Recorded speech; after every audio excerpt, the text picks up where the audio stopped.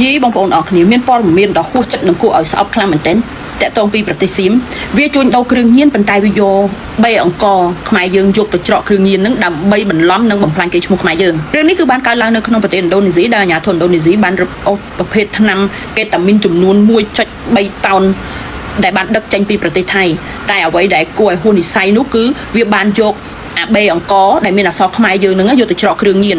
គឺមានបំណងលៀបពណ៌និងបំផ្លាញកេរ្តិ៍ឈ្មោះខ្មែរយើងខ្លាំងមែនទែនដោយវាគិតថាបើសិនជាចាប់អត់បានទេគឺវាល្អវាអាចជួញដូរវាបានលុយតែបើចាប់បានគឺវាចង់ចោទមកកាន់ប្រទេសខ្មែរយើងអញ្ចឹងណាបងប្អូនអរគ្នា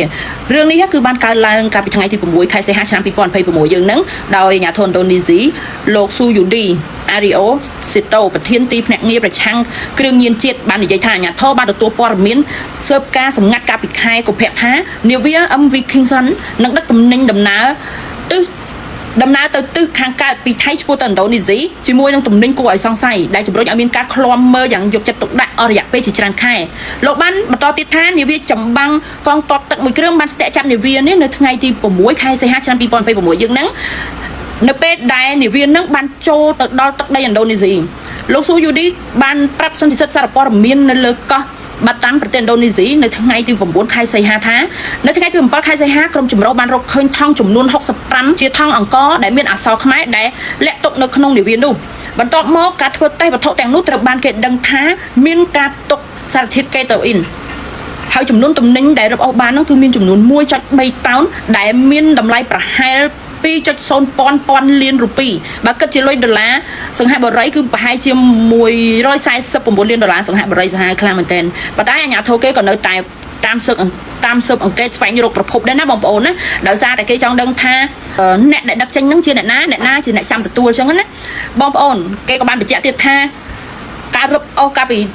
ខែកក្កដាក៏មានការចាប់បានការដឹកជញ្ជូនគ្រឿងញៀនពីប្រភេទកញ្ឆាចំនួន3.37ដែលមានចំនួន 3.37 តោនកាលពីដើមខែកក្កដាហ្នឹងអញ្ចឹងគេចង់និយាយថាគឺសៀមនេះវាតែងតែមានបំណងប៉ុនប៉ងដឹកជញ្ជូនគ្រឿងញៀនរថពន្ធគ្រឿងញៀននេះចូលទៅក្នុងប្រទេសគេហើយសិនជាមានព័ត៌មានចេញមកយ៉ាងណាទៀតនឹងខ្ញុំនឹងយកមកជម្រាបជូនបងប្អូនអរគ្នាបានដឹងប៉ុន្តែខ្ញុំភ្លេចបញ្ជាក់បងប្អូនណាចាប់បាននាវាចឹកដែលមាននៅក្នុងនាវាដឹកទំនិញខុសច្បាប់ហ្នឹងគឺចាប់បានចំនួន8នាក់7នាក់គឺជាជនជាតិមីយ៉ាន់ម៉ានិងម្នាក់ទៀតជាជនជាតិតៃវ៉ាន់ហើយគេក៏កំពុងតែស៊ើបសួរគេកំពុងតែសួរចម្លើយអញ្ចឹងណាបងប្អូនអរគ្នាវាពិតជាសាហាវខ្លាំងមែនទែនណាជនជាតិសៀមនេះបងប្អូនឃើញទេនិយាយទៅគំនិតខួរវាគឺវាតែងតែប្រព្រឹត្តនៅទង្វើអាក្រក់ហើយគឺវាព្យាយាមទម្លាក់កំហុសមកលើយើងដោយតែតងពីបញ្ហា scammer តែតងពីការជួញដូរមនុស្សអីហ្នឹងគឺប្រទេសសៀមហ្នឹងហើយប៉ុន្តែវាធ្វើហើយគឺវាលៀបពណ៌មកយើងអញ្ចឹងចាប់ពីពេលនេះទៅពួកយើងត្រូវតែងើបឈរជួយការពារប្រទេសជាតិយើងកុំឲ្យសត្រូវចៅប្រទេសសៀមនេះវាព្យាយាមបំផ្លាញកេរ្តិ៍ឈ្មោះយើងបន្តទៀតវាជាពេលវេលាមួយដែលយើងទាំងអស់គ្នាជាកូនខ្មែរត្រូវតែងើបឈរការពារប្រទេសខ្មែរការពារកេរ្តិ៍ឈ្មោះប្រទេសខ្មែរយើងហើយបងប្អូនដូចភាពចាក់ស្រ័យបើសិនជាមាន social media មានអីហ្នឹងព័ត៌មានចេញវារៀបពណ៌យើងបាត់ហើយត្រូវអត់បងប្អូនណោះហើយសូមបងប្អូនកុំភ្លេចជួយ share ព័ត៌មាននេះចែករំលែកផងដើម្បីបង្ហាញប្រាប់អន្តរជាតិឲ្យបានដឹងថាប្រទេសសៀមគឺជាប្រទេសមួយដែលមានគ្រោះថ្នាក់ខ្លាំងមែនទែនតែតទៅពីបញ្ហាជួញដូរគ្រឿងញៀនរឿងឧក្រិដ្ឋកម្មរឿងអាក្រក់ទាំងឡាយណាគឺប្រមូលផ្ដុំនៅក្នុងប្រទេសសៀមនឹងហើយសូមអរគុណបងប្អូនអរគ្នាអូហូសុទ្ធយអดเลยว่าข่าวดีอีกแล้วประเทศไทยประเทศคนรวยเกี่ยวข้องกับยาเสพติดตอนนี้ประเทศอินโดนีเซียเขาออกมาพูดเขาบอกว่าเขาจับได้เรื่องส่ง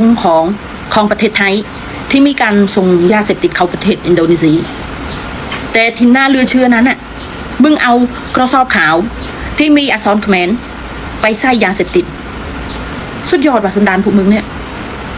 ความชั่วของพวกมึงอินโดนีเซียเข้า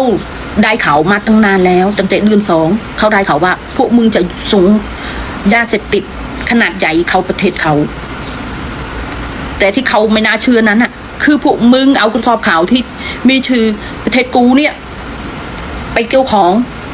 ไม่เงยมันน่าอับอายว่ะนะแต่ไม่แปลกหรอกเพราะว่าสันดานพวกมึงมันแบบนี้ทำความชั่วแต่ชอบโยนมาให้ประเทศของกูน่าอับอายประเทศศรีวิไลแต่สันดานสุดยอดเลยไม่ต้องพูดละ ความชั่วของพวกมึงมันถึงเวลาละเข้าใจนะมันถึงเวลาที่นานาชาติต้องออกมาประณามของพวกมึงละมึงจะหนีไปไหนไม่ได้หรอกเพราะว่ากำเนิดของพวกมึงมันชั่วนะมันก็ทำแต่เรื่องชั่วแต่อย่าโยนขี้มาให้ประเทศของกูก็พอนะคะเข้าใจเนาะ